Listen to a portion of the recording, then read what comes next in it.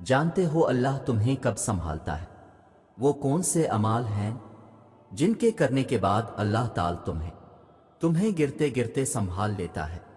جانتے ہو اللہ تک پہنچنے کا سفر وہیں سے شروع ہوتا ہے جہاں تم سوچتے ہو کہ اب سبھی راستے بند ہو چکے ہیں۔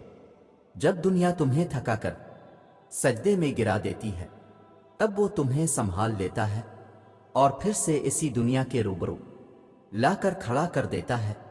کبھی سوچا ہے کہ تم میں اتنی ہمت اور بے خوفی کہاں سے آتی ہے؟ جب تم اللہ کے فیصلوں پر یقین رکھتے ہو تو وہ تمہیں ان فیصلوں پر راضی ہونے کے لیے بے حد صبر دے دیتا ہے۔ لمبی اڑان سے پہلے وہ تمہیں ہواؤں سے لڑنا سکھاتا ہے تاکہ تم جان سکو کہ یہ مسافتیں بہت دشوار ہیں اور کائنات کی زندگی اگر اتنی آسان ہوتی تو صبر کبھی جنت کے دروازوں میں سے ایک دروازہ نہ ہوتا۔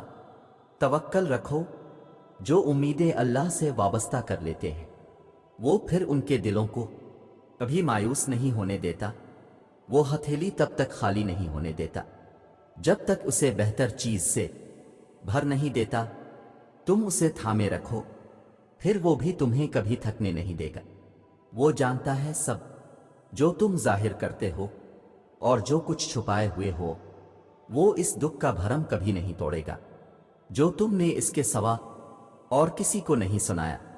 تم اسے وقت دو، وہ تمہارا وقت ٹھیک کر دے گا۔ تمہیں عارضی طور پر ابھی ایسا لگے گا کہ سب ختم ہو گیا ہے، مگر وہ تمہیں پھر سے اس آزمائش کے بعد زندگی کی جانب واپس لے آئے گا۔ جو تم سے دور کیا گیا ہے وہ بہتر بنا کر تمہیں واپس کر دیا جائے گا۔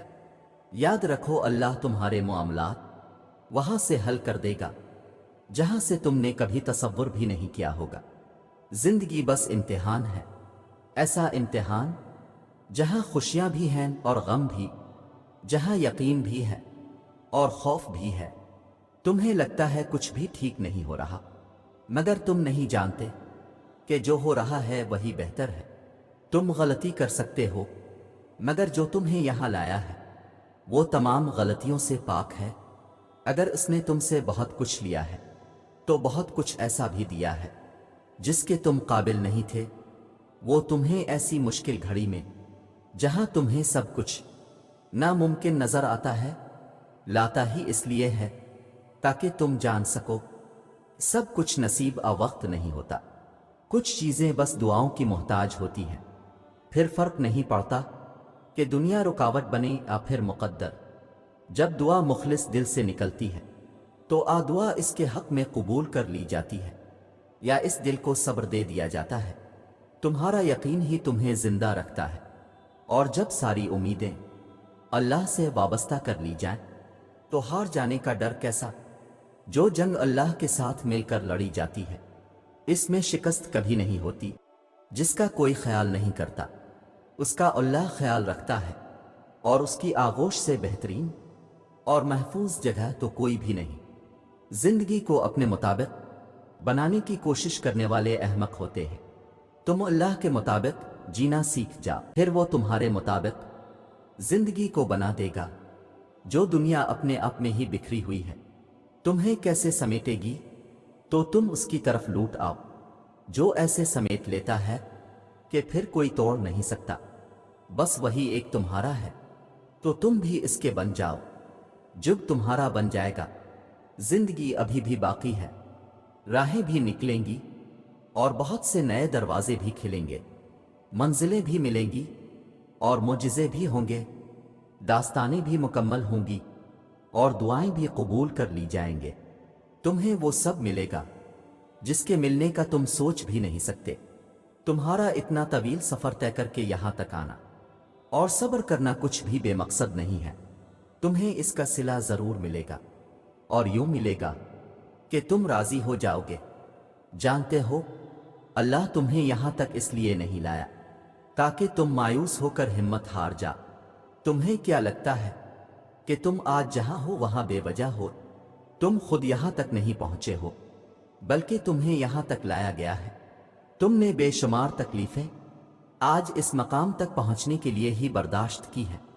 اتنا سفر طے کر لینے کے بعد آج جب منزل تمہارے سامنے کھڑی ہے تو تم کیوں ہار گئے ہو؟ اتنے کٹھن صبر کے بعد اب جب صلہ ملنے کا وقت آیا ہے تو کیوں راستے میں ہی ٹھہر گئے ہو؟ اٹھو، اب تو سفر ختم ہونے کو ہے۔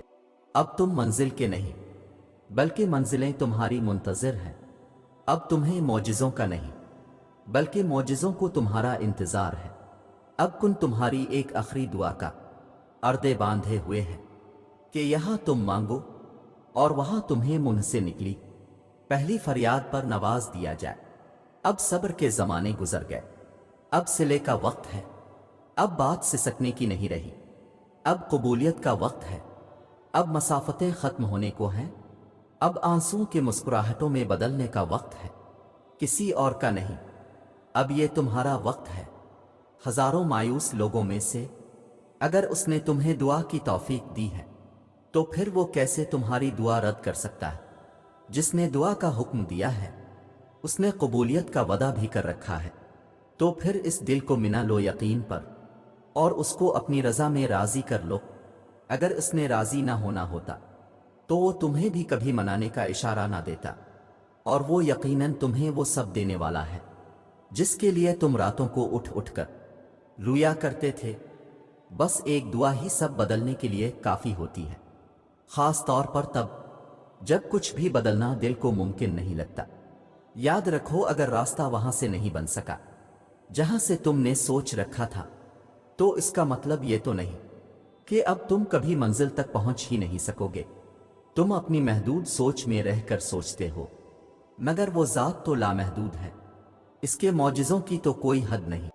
زندگی کئی ایسی راہوں اور مراحل سے گزار کر تمہیں تمہاری چاہت تک لاتی ہے جن پر چلنے کے لیے تمہارا دل مطمئن نہیں ہوتا، تاکہ خوشی سے پہلے غم کی لذت جان لو اور حاصل کی قدر کرنا سیکھ سکو۔ قدر کرنا سیکھ سکو۔ ایک طریقہ وہ ہے جس کے لیے تم خود کو تیار کرتے ہو، اور دوسرا وہ جس کے لیے اللہ تمہیں تیار کرتا ہے، مگر جب تم اپنے طریقوں پر اڑ جاتے ہو تو وہ نہ تمہیں آگے بڑھنے دیتا ہے اور نہ پیچھے موڑنے دیتا ہے، تاکہ تمہیں یاد کروا سکے۔ سکون کو قریب لانے کے لیے تمہیں پہلے اس کے قریب جانا ہوگا جو اس سکون کو عطا کرنے والا ہے۔ مایوسی اور امید تم میں ہے، وہ کہتا ہے اللہ تمہارے حالات تب تک نہیں بدلتا جب تک تم وہ نہیں بدلتے جو تمہارے اندر پوشیدہ ہے۔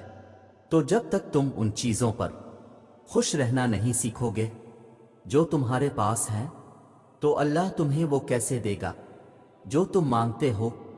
یقین رکھنے والے یقین رکھتے ہیں اور راستے بنانے والا راستے بنا دیتا ہے۔